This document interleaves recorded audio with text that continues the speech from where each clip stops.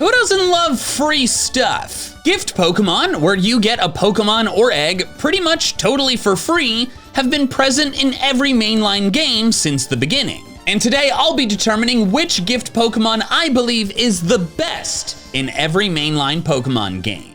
We'll start with Red and Blue, and Bulbapedia lists the gift Pokemon as the starters, the $500 Magikarp, the Celadon Eevee, Hitmonlee or Hitmonchan in the dojo, Lapras in Silphco, and the fossils. However, that's not the list I'm going with. I have some clarifications to make. First, I have two important exclusions that will apply throughout the entire video. The first is starter Pokemon.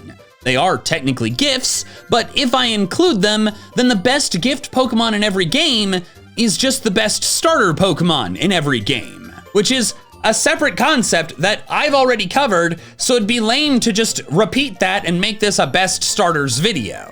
And then the second exclusion is just all fossil Pokemon, because it's a mess. Sure, some fossils are gifted to you directly, like the Old Amber, but others like the Helix and Dome fossils, you just find on the ground. Bulbapedia credits the Reviver Scientist as the one gifting you the Pokemon, but are they really gifting you the Pokemon when you hand them the fossil and then they just come back with it as a Pokemon? Like, it was your fossil to begin with. They're not gifting you a Pokemon, they're gifting you a service. Additionally, Bulbapedia's page on gift Pokemon sometimes includes fossils, but sometimes doesn't, even in the same region with the same obtainment method. It lists Anorith and Lileep in Gen 3, but not Gen 6, and I do not know why. It's simply too annoying to parse through this, and trying to divide them up based on whether the fossil is physically handed to you or found in the dirt would just get too confusing. So for simplicity's sake, all fossil revived Pokemon are just excluded from this video. They might get their own video later though. I am also excluding the $500 Magikarp. It's very clearly a purchase, not a gift. And I think it's weird that Bulbapedia included that on the list of gift Pokemon, but not all of the Game Corner Pokemon. Like, all of those are also purchased, just with a different currency. Eevee doesn't have anyone give you the Pokemon directly, but I'm still including it because you don't pay for it. In fact, you might actually steal it. It's just sitting on a table and then you grab it and go. But you're not handing over a fossil or any money or Pokemon of your own. So I think it's fine. The guy in the room doesn't stop you, so I'm counting it as a gift from him or the universe. But to evaluate the remaining Pokemon, Hitmonlee and Hitmonchan are respectable options, but the fighting type simply is not good in Gen 1. There's no Dark or Steel type, no normal specialist, and the Rock Gym is done, leaving only Ice that it's strong against. Fighting is far from useless, but it really only shines against a few of Giovanni's Pokemon, and then half of Lorelei's team. The top two contenders are the Eevee and the Lapras. Lapras is one of, if not the, best water types in the game because it's also ice type. Well, that, and it also has like good stats and good move pool, unlike the other water ice type Pokemon. Ice is scarce and very helpful against Lance, and Lapras is the only ice type to get Ice Beam at a reasonable level, only at 38. Water also shines well late game, since the final two gym leaders are Fire and Ground. And then of course, Eevee is incredibly versatile. You can immediately evolve it into one of 3 different Pokemon, depending on your team needs. Sure, some are better than others. See my best evolution in every game video. But it's nice because even if you chose Charmander or Squirtle, you can simply turn Eevee into the type you aren't using. Both are very useful Pokemon, but there is a clear winner due to the factor of not hating your life. Eevee is obtained at level 25 as soon as you get to Celadon, which is around the level your team would be upon arrival. And then you can evolve it immediately by purchasing a stone at the store. Meanwhile, Lapras is obtained significantly later, requiring you to defeat Blue and Silphco, and his team is almost to level 40. But it's not just that Lapras comes later, it's the fact that you get it at level 15. What? Your team is like level 40. Why is it 25 levels lower? Training up Lapras becomes a giant chore, so because of that, Eevee is the clear winner in red and blue. But in yellow, things aren't quite the same.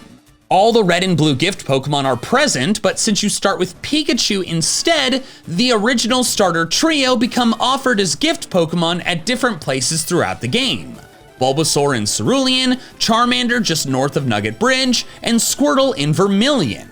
Although after getting the Vermilion City badge. To clarify, when I said I was excluding starter Pokemon, it's starter Pokemon that you actually start your journey with.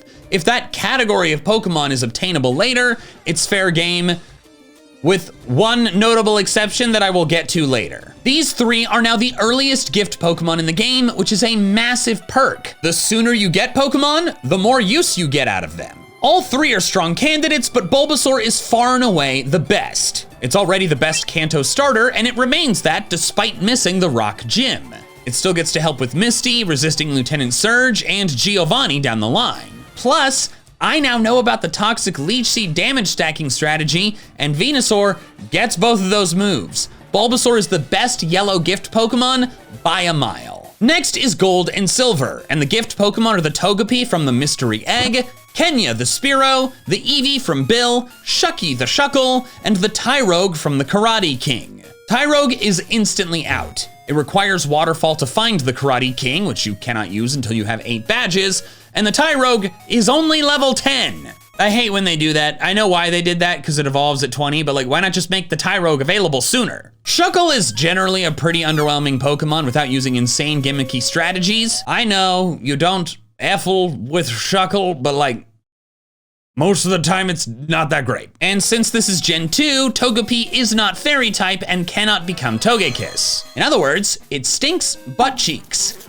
Togetic's base stat total is only 405, which means it's only as strong as a middle stage starter, and it requires a friendship evolution. So it's down to Eevee versus Kenya the Spearow. Bill gives you Eevee and Goldenrod after meeting him in Ecruteak, while Kenya can be given to you a bit sooner, as soon as you get to Goldenrod. Now at first glance, this may seem an easy choice. Eevee can turn into 5 different powerful Pokemon, while Fearow is just an underpowered bird. Wrong! First, I want you to watch this clip from my best evolutions in every game video. First off, Espeon and Umbreon are friendship evolutions, which have always been annoying, but they're even more annoying in Gen 2 with no Soothe Bell. Plus, if you level up too far, you can miss out on moves you can't get back because there's no move reminder either. But it's actually the original trio that are in dire straits. In Gold and Silver, the only way you can get a Water, Fire, and Thunderstone is from Bill's grandpa in the Sea Cottage, which is in Kanto!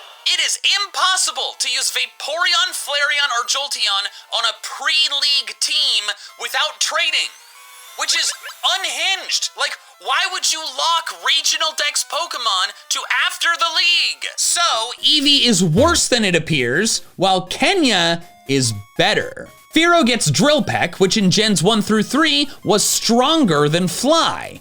Plus, Kenya has a different OT than yours, uncommon for gift Pokemon, and thus gets boosted experience, which is wildly helpful. Really, the only downside to Kenya is that you have to commit a crime. The guard intends for you to drop it off with a friend on the other side of the region, so it's supposed to be a temporary gift. But there are no consequences for not delivering Kenya? So if you're comfortable committing Grand Theft Spearow, then Kenya the Fearow is absolutely the best gift Pokemon in Gold and Silver. Haha, it is I, Grunty Boy, and since Valentine's Day is coming up soon, I've been thinking about love languages. And I'm curious, what are your top ones? So I actually heard that there's no scientific evidence to support— Oh my God, have a little fun! Okay, sorry. Physical touch and acts of service, I guess. Interesting. You see, mine is sound. Do you mean words of affirmation? No, sound.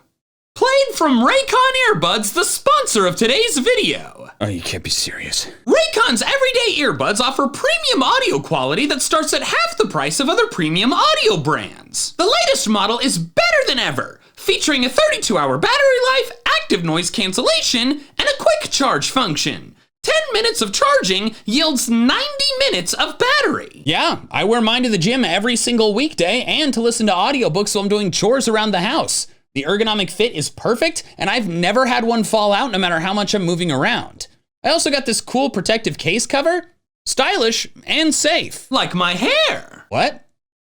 What do you mean, safe hair? Go to buyraycon.com/MandJTV to get 20% off site-wide, including 20% off all headphones. That's buyraycon.com/MandJTV, linked in the description below. I'd get you something with the discount, but you didn't say your love language was gifts. Again, there's no evidence to support love languages. We all appreciate all forms of— Ugh, boring. Ta-ta! Crystal adds 3 significant changes. The first is that the Eevee stones can be obtained earlier and thus give you a true chance to use the Kanto Evolution Trio, if you're willing to deal with the annoyance of waiting for random trainers to call you on the phone to give you one. The second is that you can now get a Dratini as a gift in the Dragon's Den, but that's not taking the winning spot since it's after 8 badges and only level 15. But the third and biggest change is the introduction of the odd egg.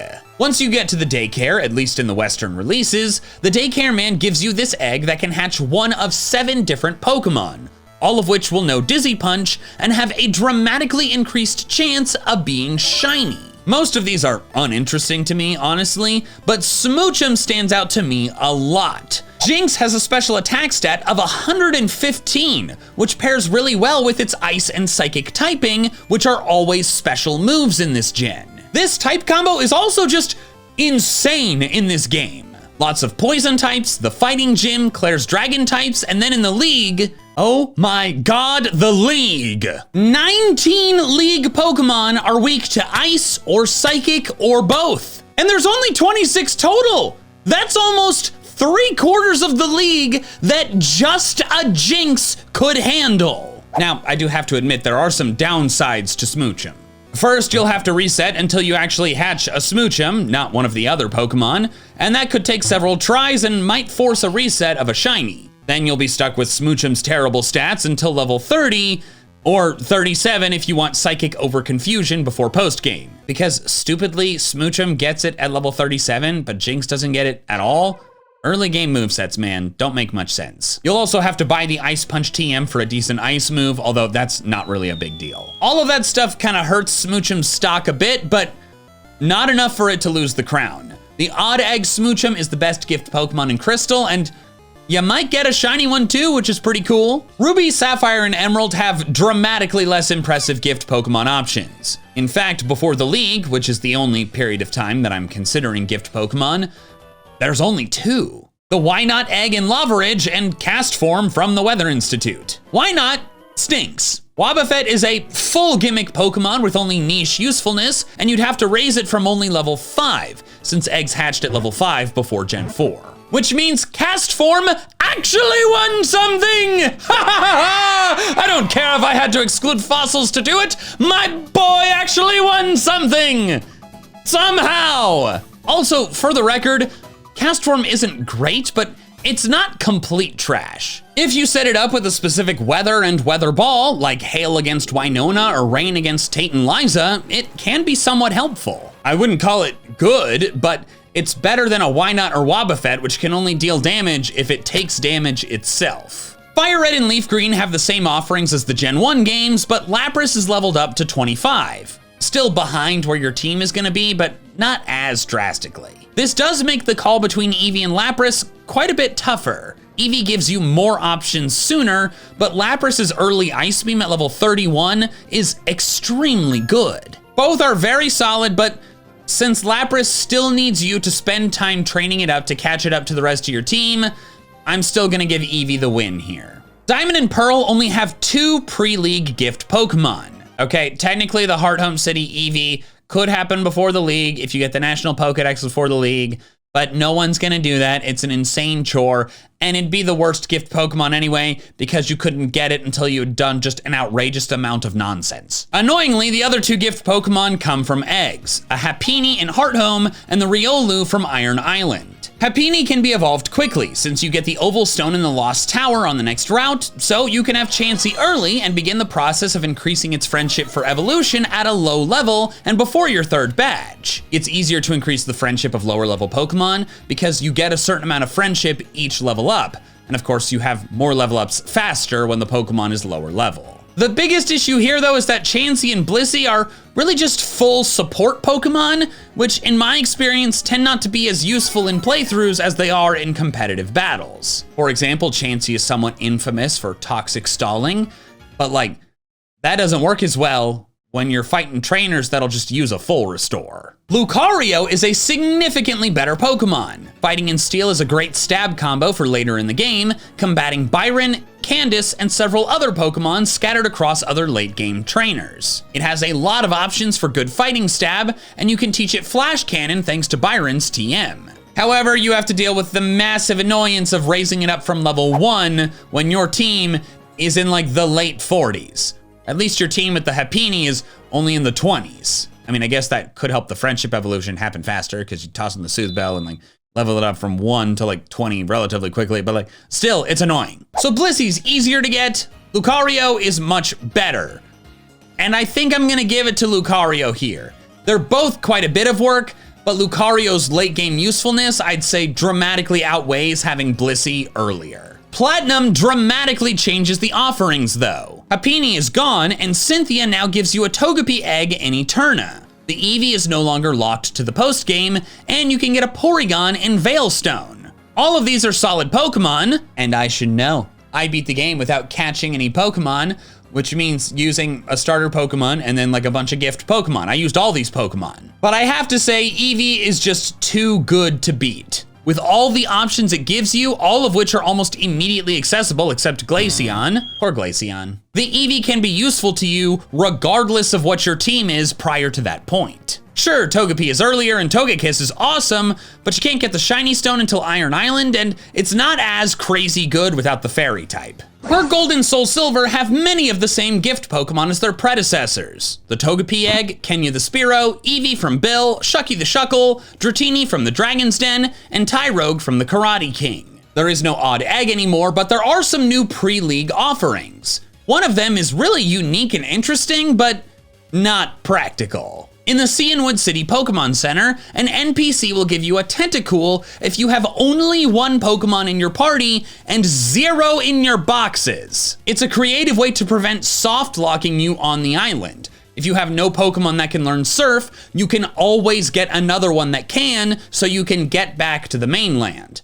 It's fascinating, but not an accessible Pokemon for most people. Then in the Violet City Pokemon Center, this random guy Primo will give you a Mareep egg, a Wooper egg, and a Slugma egg by inputting the correct password, which you can only know by putting your save file's specific info into an online calculator, because it's like different depending on like your trainer ID or something like that. I used all 3 of these Pokemon in my no-catching playthrough of Heart Gold, but alas, none of them are the best. Quagsire and Magcargo frankly aren't that good, and while Ampharos is great, you can catch a higher level Mareep just down the road. So since the Primo eggs are pretty underwhelming and there's no odd egg, the crown returns to my goat, the bird-napped Spearow, Kenya. Black and White's Bulbapedia list of gift Pokemon is deceptively long. There's the 3 monkeys, but you only get one, the one that's weak to your starter. Zorua is only a gift Pokemon if you have an event Celebi, so that's disqualified.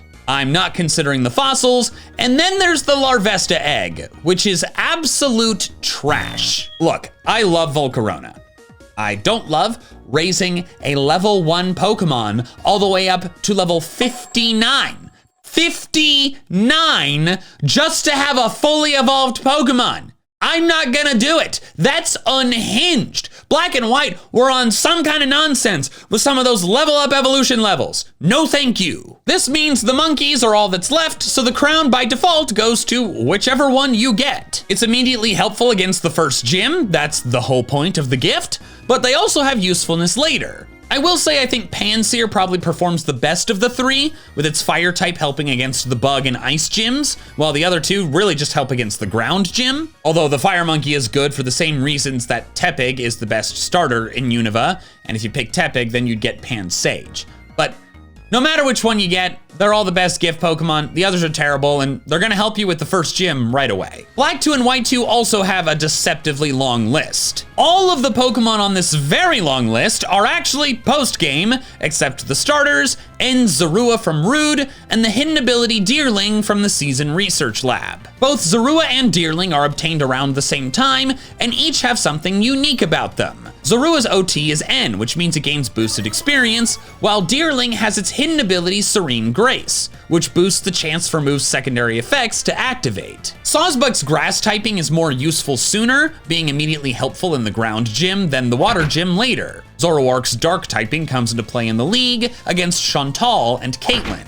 Because of Sawsbuck's earlier usefulness, this may appear like an easy win for Deerling, but it's not as good as it seems. The first issue is that it doesn't evolve until level 34, noticeably above Clay's level. It also doesn't get a damaging grass move until Energy Ball at 32, which uses Sawsbuck's inferior special attack. But most unfortunate for Deerling is that its hidden ability is actually worse than its regular ones. In all of Sawsbuck's entire level up moveset, the only moves that have secondary effects that Serene Grace could boost are Energy Ball, which as already mentioned uses its inferior special attack, and whatever move Nature Power decides to summon, which is of course inconsistent. Then the only other move it learns that Serene Grace helps is Bounce from a move tutor. If you want to use Sawsbuck on your team, you're actually better off just catching a Sap Sipper one in the grass right outside the research lab's door. Therefore, Zorua is the best gift Pokemon in Black 2 and White 2, especially because it's also the only way to get a Zorua in the game. Next are X and Y. And this is where I have to clarify that thing that I mentioned earlier. The second starter choice also does not count for this video. In case you don't remember, when you reach Sycamore's lab in Lumiose, he lets you pick one of the Kanto starters that you can eventually Mega Evolve. It didn't feel in the spirit of the video to include them because in my other best starter videos, I've discussed the best pair of starters to pick in X and Y. So without that choice and the fossils, that leaves the Lucario from Karina and the Lapras from the breeder east of Shalor City. Both are great Pokemon and it was a tough call. I'm just kidding, it's obviously the Mega Lucario. 625 base stat total, over 140 in both attack stats, and then it has adaptability, which boosts its stab power from 1.5 times to 2 times. This is a fully broken Pokemon that can steamroll the rest of the game single-handedly. This is the best gift Pokemon, period. And the fact you get it in a game where almost no other trainers even use Megas is ridiculous. Omega Ruby and Alpha Sapphire have the same gift Pokemon as the originals, but with many more. Most come after the League though, and the only new one before the League is Cosplay Pikachu, given at level 20 after completing any contest. This is interesting because each costume comes with a very unique signature move, but the Pikachu can't evolve. And it doesn't have boosted stats like the starter Pikachu in Let's Go Pikachu. Therefore, it's stuck as a 320 base stat total regular Pikachu with a fancy move. Maybe I'd consider it if you fought the water or flying gyms, like immediately, but you don't. They come a lot later, and therefore the Pikachu stinks for battling. Good for contests, but I care about the battling. Therefore, the crown stays with cast form, which is pretty dope, and honestly, fair. I've actually beat all of Alpha Sapphire with just a cast form. Sun and Moon's options are sparse. Without the fossil Pokemon, the only pre-league options are the Eevee Egg from the Rancher at Poniola Ranch and the Aerodactyl from the Ace Trainer in Seafolk Village. Yes, Aerodactyl is a fossil Pokemon, but I'm not excluding fossil Pokemon, I'm excluding fossils that require revival. And she doesn't give you an old Amber, she just gives you an Aerodactyl, so it counts. Both of these gift Pokemon are sadly underwhelming though. Eevee has the problem of being redundant. You can find Wild Eevee on Route 4 before Poniola Town at a higher level. The gift Eevee could be better if it had its hidden ability maybe, but it doesn't have anything special about it. It's just a regular Eevee. Then Aerodactyl's issue is that it's late. You can't get it until you arrive at Seafolk Village when your team is in the early 40s. Thus its rock and flying type have already missed out on many of the battles they'd be most helpful with. Hala, Totem Salazzle, and Totem Lurantis. It can still come into play for some of the later battles though, such as the Totem Kameo plus Kahili and Hala in the league. Better late than useless though. Since there's no reason to train up the hatched Eevee when you can get a better one in the wild, Aerodactyl is the best gift Pokemon in Sun and Moon. But while Sun and Moon had scant options, Ultra Sun and Moon go absolutely nuts. They still have the Eevee and Aerodactyl, but they also add a surf-knowing Pikachu if you get the high score on all 4 surf courses, and a Poipole after beating Ultra Necrozma. Neither of these are the best though, since they show up very late. However, they also added a litany of extra big totem Pokemon. You get them by collecting totem stickers as you progress through your journey, then talking to Samson Oak on Hee Hee Beach. There are 11 total, but you can only get 6 in one playthrough, since all but Mimikyu are version exclusive. In Ultra Sun, you get Gumshoos, Alolan Marowak, Lurantis, Vikavolt, Mimikyu, and Rabombi. But Rabombi is sadly only possible post-game due to needing all 100 stickers, one of which is at the Battle Tree. In Ultra Moon, it's Alolan Raticate, Araquanid, Salazzle, Togedemaru, Mimikyu, and Kameo, which is like Rabombi, only post-game. The totem stickers are not story-based, but thankfully I know around in the story when you'd get them if you're good about getting the stickers, because I did a playthrough of Ultra Moon without catching any Pokemon. Because of that, and also Ultra Sun playthroughs, I have experience with some of these totem Pokemon, so I am very confident in which ones are the best. In Ultra Sun, it's definitely the Totem Marowak. Marowak has generally underwhelming stats, but if you get it a Thick Club item, annoying but very doable, you'll double its attack stat, making it brutally powerful. If you're good about getting the stickers, you'll get it right before the Grass Trial. Perfect timing. Its Fire Ghost combos then helpful against the Totem Togedemaru, Totem Mimikyu, Guzma's countless bugs, and the Totem Rabombi, all before the Pokemon League, where it goes on to help with half of the Elite Four. Additionally, this Totem Alolan Marowak is better than any other Alolan Marowak for 2 reasons. First, preposterously, Marowak gets Shadow Bone at level 27 in Gen 7. The Totem one is gifted at level 25, so it learns it shortly after, but normal Cubone evolve at level 28, missing the only physical ghost move it learns at all. And the move reminder isn't until the League. This is horrible game design. They remedied it in Gen 8 because they made it so Shadow Bone was an Evo move, which the Pokemon learns it as soon as they evolve. But they could have done that in Gen 7. That's when evolution moves were introduced. Or just make it learn Shadow Bone at level 29. 24. Because of this outrageous oversight, the only reasonable way to use an Alolan Marowak on your team in Gen 7 is to use the Totem Alolan Marowak in Ultra Sun. Additionally, the Totem Marowak has its hidden ability, Rock Head, which prevents recoil damage. This is useless for a while, but then at level 53, it learns the game-changing move, Flare Blitz. 120 power stab move with attack doubled by Thick Club and no recoil damage drawback. It hits like 100 trucks. Then in Ultra Moon, the other fire type is also my pick, the Totem Salazzle. You get it only slightly after Marowak, around arrival to Ula Ula Island, but that's fine since it's not great for Olivia anyways. High speed and special attack, good special move pool, and toxic poisoning totem Pokemon, even steel ones thanks to corrosion, can be a great strategy since they don't have seemingly endless ways to heal themselves like some trainers do. It doesn't have quite as many favorable matchups as Marowak does, but its poisoning abilities and speed I think balance that out. Besides, you can't pick one over the other, they're in different games. Now, of course, both of these fire types overlap with Incineroar, and then Marowak's ghost type overlaps with Decidueye.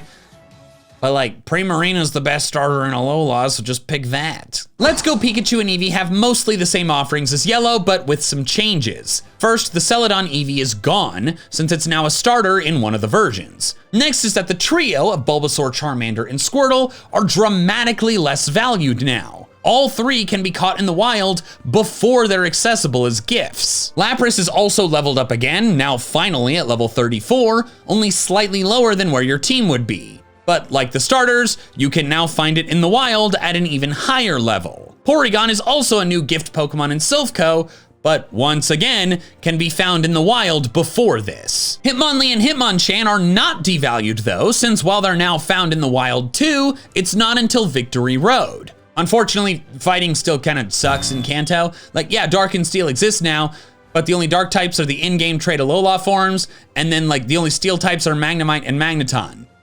And also they're like fairies are a thing. Oh no. The newest and most interesting gift Pokemon are Persian in Let's Go Pikachu and Arcanine in Let's Go Eevee. Growlithe and Meowth are version exclusives, and in Vermilion City, if you show a specific character 5 of the base form found in your version, they'll give you the evolution of the Pokemon in the other. This is cool because both can be ridden immediately, allowing you to speed around the region sooner than you may have been able to otherwise. But if you want to use them as anything more than just bike replacements, they've got some problems. Persian is simply just not a stellar Pokemon in general. Really good in Gen 1 when crits were tied to speed.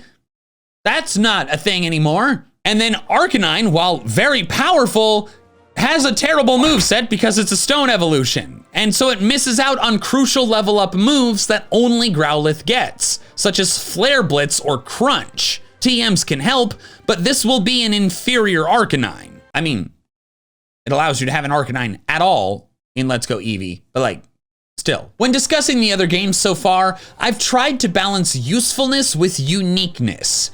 So even if a Pokemon's really useful, it has its value decreased if it's found elsewhere better sooner. But here I have to choose a useful Pokemon that's not unique, like Bulbasaur or Lapras, or a unique Pokemon that's not useful, like Persian or Arcanine. It was a tough call, but I decided that the best one overall is Lapras. Persian and Arcanine are simply better used as dex filler bikes than team members. A wild Bulbasaur can be caught sooner than the gift Pokemon and thus used against Brock, and while Lapras can be found elsewhere, it's actually quite challenging to catch. Simply taking the gift one can save a lot of headache. And then you have a strong water type to finish the game with, then use its ice powers against Lance and Trace's Mega Pidgeot. And now we've reached Generation 8, beginning the era of DLC. From here on out, when discussing a game that does have DLC, I will give one answer assuming you do not have the DLC, and one answer assuming that you do.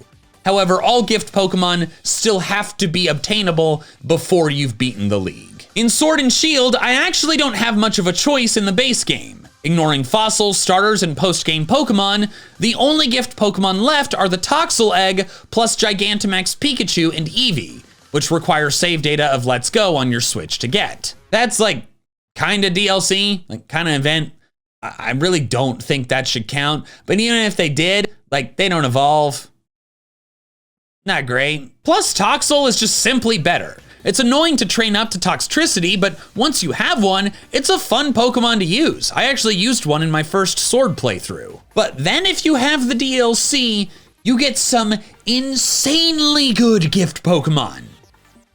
And a lot of them. We're ignoring the Crown Tundra gifts because they come too late. The levels are not scaled down if you have not beaten the game, or completed the Darkest Day, which is basically beating the game. Events in the Isle of Armor do scale down though, and it features a ton of gift Pokemon. Mostly Alola Pokemon from Finding Diglett, but also a Porygon. But none compare to ones you get earlier than that, simply by progressing the quest. First, very early, you can choose a Bulbasaur or Squirtle, both with the Gigantamax factor. The Kanto starter's G-Max moves are insanely good, according to Wolfie, utterly broken in doubles, so one of these two is the clear winner. Or they would be if you didn't get Cubfu. It's not that much later in the quest, and then it's work to get it evolved with having to travel around, increase its friendship, and then you have to be able to win the battles in the tower of your choice, but those battles can be won around level 30, which means you can have an Urshifu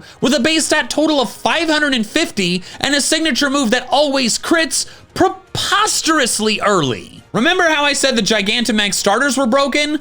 Urshifu has broken all of competitive Pokemon.